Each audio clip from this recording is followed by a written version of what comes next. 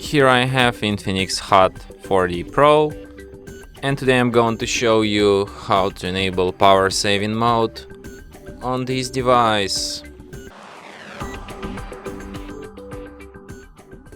So firstly you should go to the upper bar, and here you can find this button, power boost.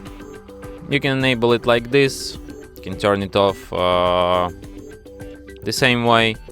You can also change optional optimization items, like you can switch screen refresh rate to 60 Hz, enable dark theme, turn off Wi-Fi automatically, and turn off location.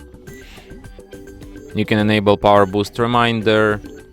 You can set it to turn on automatically when your device is at at least 20% battery. And you can also turn it off automatically when it charges up to 75%. And that's it. Thanks for watching. If you find this tutorial useful, don't forget to hit that like button and subscribe to our channel.